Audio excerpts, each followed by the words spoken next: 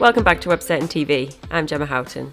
Today I'm joined by Bjorn Bitt, who is the head of SEO for Blick, an online news site based in Switzerland, and we're going to talk about optimizing for Google News. Hi Bjorn, thank you for being here. Thanks for the invite. So firstly, what do you think are the most important components of a Google News strategy as opposed to a general SEO strategy? I think the most important components are knowing what kind of keywords are relevant for Google News, and this by taking tools into account, which gives you the insights, and then decide which kind of news are really relevant for the user and which really brings traffic to the site. So, and this is mainly a human act, because if you know what kind of stories are bringing traffic to a site, then you need to pick those. So it's really a case of balancing keyword research and keyword understanding with also knowing what your audience generally likes and what's happening in the news as also. Exactly, and then also that you need to structure news in a certain way so that you really stick the user on this piece. Yeah. And what do you think are the most important technical SEO aspects to get right for a news site? It's good to have a news sitemap set up and in the way it should be.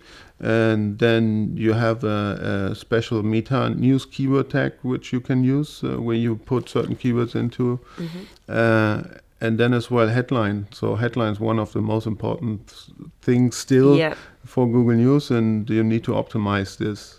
So what do you think makes a good headline, both for the kind of user and also for the search engine?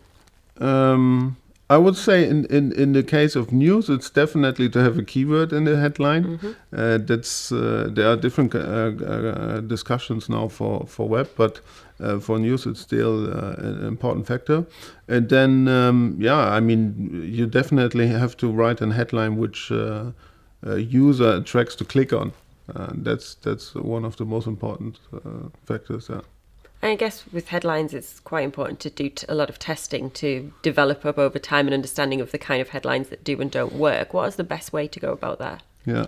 The thing is, if you have like live ticker stuff or live blogging post, mm-hmm. We are currently testing a lot with, you put crosses or stars into the headlines, which gives a bit more attraction, and maybe it sets you up or makes you a bit different from the others.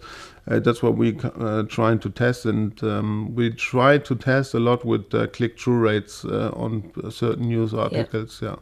It's important to really, monitor that over continuously to see what's happening and not just take a certain set of data and think that's right, but make sure you're always keeping on top of it. Exactly, and we need actually these insights also because in news, there's everyday news, and we are not in the newsroom at weekends, so mm-hmm. we need to have these insights to give that to the editorial team to say, look, if we are not there, you need to look at this certain specific factors when you write a headline. Yeah. And obviously a bit of a challenge with the news kind of element of SEO is that from an SEO point of view, you're thinking about how you're going to achieve rankings, but from an editorial point of view, they're only interested in what stories they think are most exciting or what they think are the users. So how do you make sure that you can kind of get a balance of that and that the writers do take SEO into account? At the end, a writer wants that the user, or they have readers for their articles, right? Yeah. And Google is kind of a kiosk, where people go to read news. So, and we are testing a lot, and we have a lot of data we are sending around and say, look, because you did that, this kind of impact we see.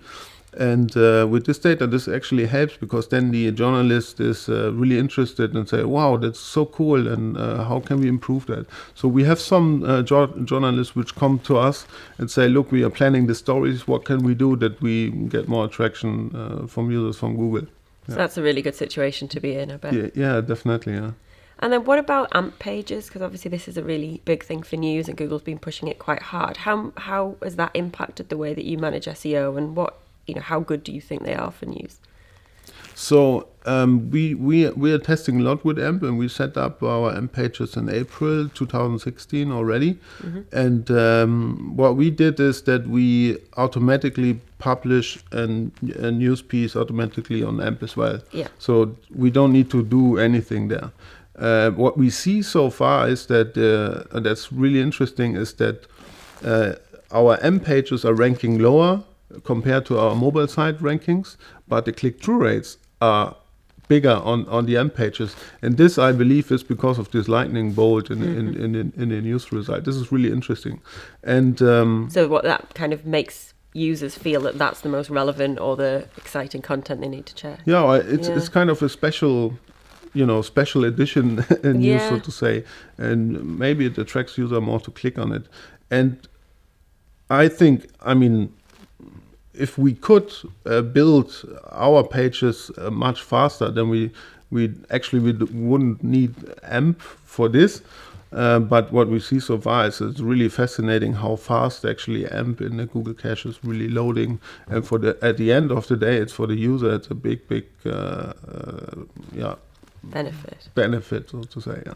And one piece of data I've heard recently, though, is that click-through rates from AMP pages kind of then through to further pages on a website are less than perhaps you would get if somebody directly visited a mobile site. Is that something that you've seen? Is that something that you think is a problem? I don't know, because what we do is if a user comes to an AMP page, we keep them into the AMP environment, so we don't link to a mobile site or desktop site. So I can't really say anything to that. Yeah, okay. So are these kind of tactics that you approach as a news site valid also for websites that aren't news publishers but are producing content and still trying to kind of engage users in that way, even if they then go on to sell a product? Yeah, that's for sure. If you have other content sites or even an e-commerce site, when it comes to headline testing, for instance, they can do a lot more because the lifetime of a news article in Google is very, very short. Yeah. So we have a short time frame actually where we can test and trying to optimize a news article. And if you take another content site like recipes or stuff, so they're much actually they can test forever, and they can do a lot of testing and optimizing and stuff to attract users.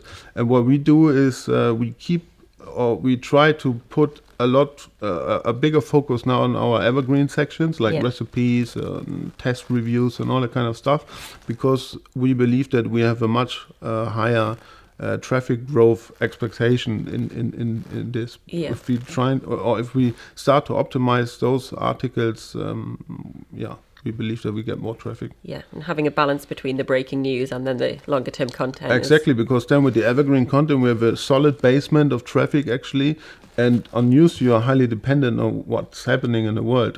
Trump obviously helps a lot. Yes. But then we see, if there are big events, then we have we have a big spikes, and if there's nothing actually happening in the world, then we're kind of stable. Yeah. And with evergreen we can have a solid base. Great. Well, thank you very much for talking to me today. Really interesting to talk to you. Thank you. Thanks.